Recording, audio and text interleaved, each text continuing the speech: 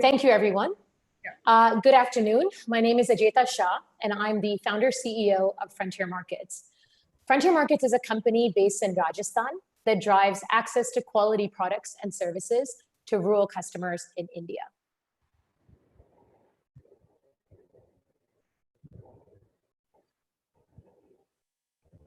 Ajeta, do you have control of the deck, or is someone else? Yeah, yeah, it's coming too. Sorry. There we go. Frontier Markets addresses access and income gaps in deep rural villages or Bharat, India. Today, 165 million people or households do not have access to high quality products and services where they actually live. 51% of this population, rural women, also lack long-term sustainable income opportunities, preventing them from changing this.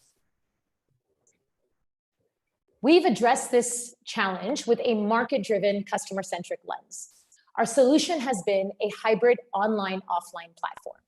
In partnership with local NGOs, we leverage existing rural infrastructure, namely self-help groups and branch offices, to convert them into local supply chains, identifying rural women SAG members to become our Saral Jeevan Sahelis, or digitally savvy sales force who get access to products and services through branches and delivery men. We invest in digitizing the entire value chain, from branch to end customer, with our own proprietary technology and assisted e-commerce platform used for data collection, marketing, and sales fulfillment. Leveraging our customer insights and direct-to-consumer access, we partner with leading Indian companies to deliver and curated products in areas including clean energy, appliances, smartphones, telecom, internet services, digital financial services, FMCG, to support all kinds of rural customer needs. To date, we have presence in 4 states, Rajasthan, UP, Bihar, and Orissa, serving 700,000 rural households with a digitally savvy fleet of 4,000 Sahelis and 125 employees. We've also been able to deliver over 870,000 solutions profitably for the last 3 years. Our greatest innovation is our technology. Developed in 2018 in partnership with our Sahelis, they've been instrumental in designing every element of the e-commerce app that you're seeing, from determining their workflow management to how each screen should be showcased, to what data they want to enter, to what business information they want from us. Sahelis can use the app for customer lead generation, data, facilitation of orders, coordinate deliveries, process service issues, and track their customers at work. The app is designed to push information as well as pull information to manage real-time activities, building a customer base for the Saheli, but also building a work credibility and a business credibility for her to move forward. This is additionally supported through Frontier Markets' delivery app, which is used by our field staff for real-time dispatch, delivery, sales tracking, and inventory management, ensuring that every product is coded, signed for, and fulfilled, which all then culminates into our back-end system for real-time data capturing.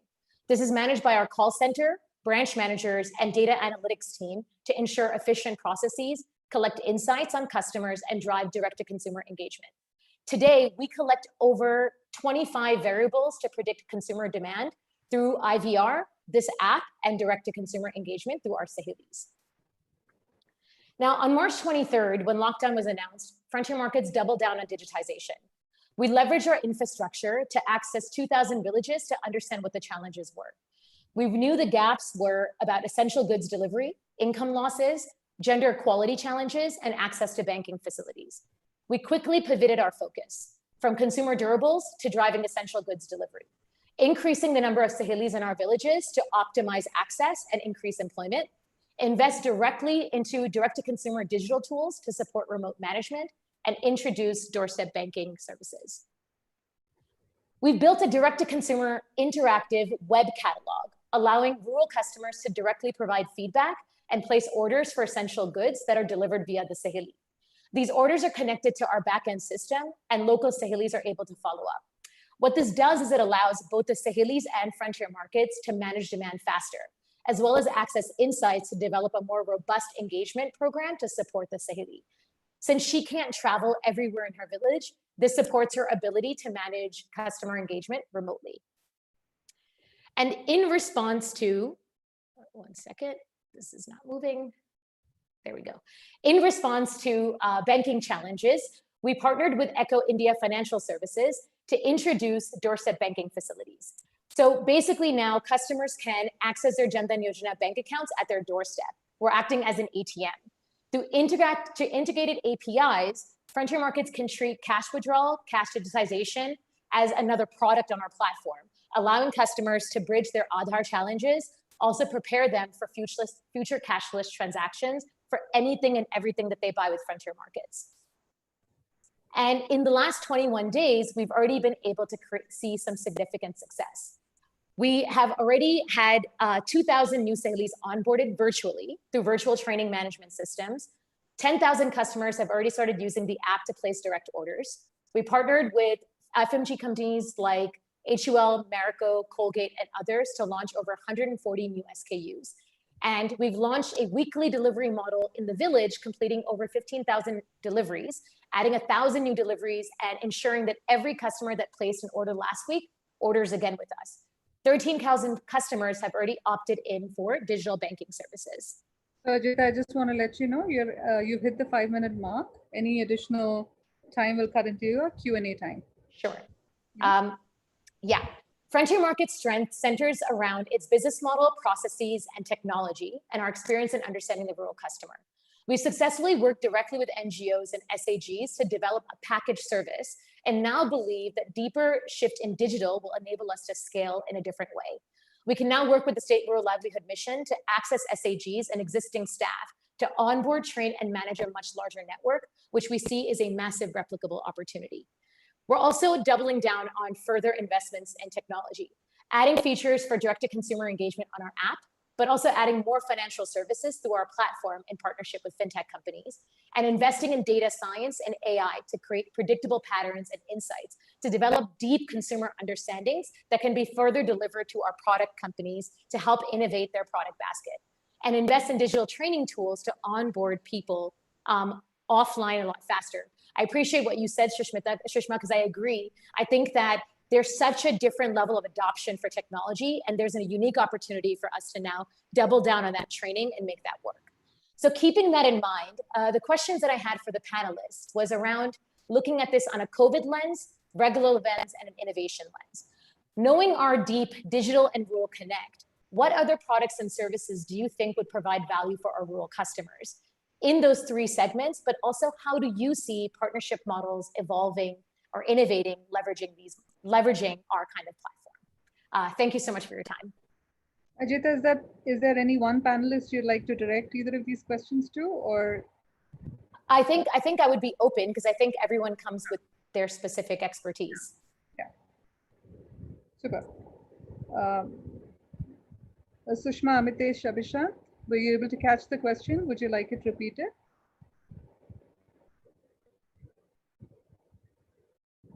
Those questions are fairly well illustrated. If nobody essentially is going, so then I'll take a few of the questions and then. So first and foremost, Ajata, good to see this progress. I think I met with some of your colleagues last year in August in Delhi, and since then it is good to see this movement. Second, specifically from the point of view of COVID, when I was looking at it, I could not find a proposition wherein you could have connected with, say, an insurance player who is offering a COVID-related product. If you intend to do so, then from your segment and market point of view, there is an entity called Discovery. They recently launched an insurance product for almost 600 million users of RuPay cards. So anyone who is a RuPay card holder can actually opt in for a Discovery insurance product, which is a beautiful API integration on top of insurance players' insurance value proposition. So if you appreciate the effect of API in a box framework, then it's an insurtech which provides that, so it can ride on top of your value chain and can be offered. They work with a lot of institutions which are in the BC or rural e-commerce value chain. So they may be in a position to add value to your value chain in that. So that's first piece. Second, essentially, at this point of time, any business which essentially satisfies four things is what you possibly may want to look at from a tie-up point of view. First is a business which can be, which is digital in nature. It can be delivered digitally, it can be consumed digitally, and it can be purchased digitally, and it has a need in market. If any business which essentially satisfies these as a condition, then you may want to look upon that from a working point of view. Another piece on that is essentially all those who are in the e-learning value chain. They are the ones who essentially have in last few weeks or so have found great acceptance. You may have a question that whether that has an applicability from a rural value chain point of view or not. We annually undertake a road journey in which we cover 11,000 kilometers of India every single year. And in that journey, we stay in around 20 odd villages every single year. And in that conversation, which was across the board, across villages, we found common was women accessing education tools for their kids online. So after WhatsApp, that was the biggest thing that we found. So from an education point of view, and if it is a colloquial local language content created and delivered digitally, will possibly find an acceptance from your ecosystem point of view. So these are essentially two pieces. I won't take time of other panelists, and over to others. Thank you. Yeah, that was great. Thanks, Abhishan. Those are some really great points. I just want to follow up and add to what you say in terms of creating these digital platforms. And Ajita, I was astonished to see that you have added 2K micro entrepreneurs in past 28 days. That is a testament of powerfulness of a digital platform. So my two piece of advice, just adding up to what Abhishan said, is if you are able to create some sort of a stickiness with your Sahelis in terms of providing them a stability, and even Shushma mentioned that, you know, how some of these micro entrepreneurs need those stability in the adverse times. So if you're able to create that customer stickiness through online education platform and give them a way where they think that these digitally enabled learning, education, or the other needs they have, are going to add value in their overall scheme of micro entrepreneurship. And second, in your regular business opportunities, even with your end consumers who are basically, you know, doing that consumption of your cross-sell products, even with them, some sort of a subscription model. You know, I'm just bringing the topic of customer stickiness with your micro entrepreneurs and with your end consumers as well. I think that is where we are all looking into. We all talk about some of these online platforms, and they're able to survive with great stability, and even more now in the given situation is having that fixed revenue stream, and then they add up and build up on that particular base. I think that's really interesting. Just one quick point around that is that when we started Essential Deliveries, we made it into a weekly delivery model. So now customers are wanting to opt into a monthly subscription so that whatever they've ordered that week, you know it's going to be a repeat. So it is an interesting thing to think through, but then designing good loyalty programs around the subscription itself. And also, you know, curious to know, and I guess this is a leading question for you, Shushma, looking at the different financial service products that are out there, right? How do we leverage our data and our understanding of our women to then start linking them more directly with some of these financial service stability products, right? That could possibly enhance them. Sure. So in fact, one of the questions I had, and I do know you mentioned that you've tied up with SHGs and NGOs in reaching out to these women. But another last mile, robust delivery channel has always been the microfinance institutions. Sure. And microfinance institutions have, now that, you know, the microfinance loan is a plain vanilla loan product, but they are trying to innovate in introducing more advanced loan products, like maybe an MSME loan or a personal loan of sorts instead of just the group loan. So, and access to credit to improve livelihoods is definitely something that can overlay beautifully onto your platform.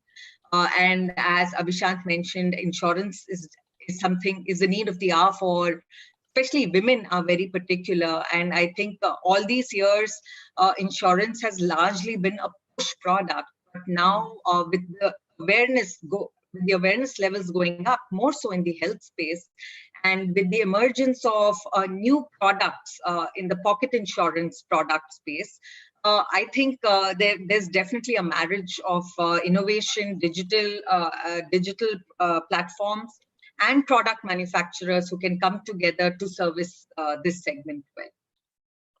I'll definitely follow up with you on that, because I think that's a really interesting thing. One last question, because I know I'm technically out of time, is would it be possible to hold that or take that offline?